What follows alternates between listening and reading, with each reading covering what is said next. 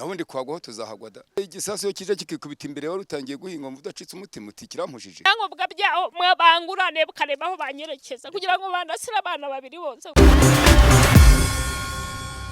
Ni abaturage batuye mu kagari ka Nyakabungu umurenge wa Mpanga mu karere ka Kirehe bafite ibikorwa by'ubuhinzi n'ubworozi mu mpinga z'umusozi uri hejuru y'ikibuga abasirikare bo mu kigo cya Nasho bitorezaho kurasa. Bavuga ko iyo aba basirikare batangiye kurasa mu masaa 3 z'igitondo Amasasu basanga mu mirima ndetse agakomeretsa bamwe. Musabyimana Suzana avuga ko mu bihe bitandukanye abana be babiri b'abakobwa bagezweho n'aya masasu ndetse na maginga y'umwe muri baracyarigendana mu itako. Uwa mbere bamurashe mu kwezi kwa mbere, uwa kabiri bamurasa mu kwezi kwa kane ku itariki 10. Ubwo ngiye kumva numva no mwana aravuze ngo ye baba we ngo nodorosera ngo baramurashe ngo ye baba we bamurashe mu kwezi kwa kane ku itariki 10. None ubu turi mu kwa 8.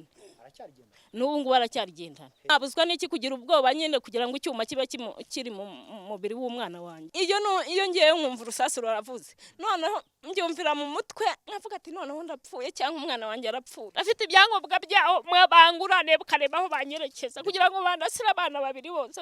Ikibazo cy'aya masasu avaho abasirikare baba bari kwitoreza agasanga abaturage mu mirima n'inzuri kigarukwaho n'abandi baturage bavuga ko hari n'abandi bagizweho ingaruka nayo harimo abapfushije amatungo. Yewe n'abasirikare barahaje igihe ubwanjye turavugana barambwira bati twari twizeye yuko uno musozi ari muremure uzajya ufata amasasu ati none dore byarahindutse amasasu agwa ku mabuye atakongera akazamuka akabasanga muri iyi mirima. Ni ukuvuga ngo ari igikomando niho kigira. Ni ukuvuga ngo n'iminsi yose ntago bajya bagira bacogora. Hari witwa Mukamana wo muri kabiri ku mugabo witwa Porotazi, hari witwa Donati, hari witwa Dati, batwatse mu bagenda kuri 5. Ngiye kumva numva ibisasu biraturitse. Ndatambika ngeze hirya mura n'abana bari kuza biruka batege sasu cyari kituguyeho. Giye ngeze hirya mpita mura n'inka zeza. Mpita mbona inkimwe yahiye gutya umusaya wose n'umutwe nyine gutya. Yahiye ubwa bwashizeho. Aho cyakubise nsanga ziraryamye inka ebyiri nari naziguze 800 ebyiri zirapfa. Icyo aba baturage bahurizaho nuko basigaye bagira ubwoba bwo kujya mu mirima yabo bityo bagasaba ko harebwa uko aya masasu atajya basanga mu mirima byaba bidashoboka bagahabwa ingurane z'imitungo yabo. Nabundi kwagwaho tuzahagwada turabufite. Nese igisasu yo kije kikikubita imbere wari utangiye guhinga mvudacitse umutima utikiramujije ugahita utaha. Nahundi amasasu arahagera ku bwinshi n'ubu hageze tuhageze wabibona. Nese isasu rirakina cyangwa bamenya ricahe barandese ko arishoboka kugira ngo riba ryaranyuze hariya muri zira ubundi iyo riza kunyura ku mutima ntaba yarapfuye cyangwa rikanyura mu mihogo ntaba yarapfuye. Rwose mu ngorera ubuvugizi ngiye murema rwose ahantu munganisha niko aho kugira ngo mapfirise aho kugira ngo umwana wanjye ahapfirese n'ubundi aba yarapfuye. Ibikompora binini nkubwo ngo burebye cyo cyangwa bitinga cyarazikubise gikubita n'ikibuye cy'igitare kiragisatura kinini kigwa nkara hepfo inka kirazishwanyaga. Umuntu ntiyagaragara kuko impamvu atagaragara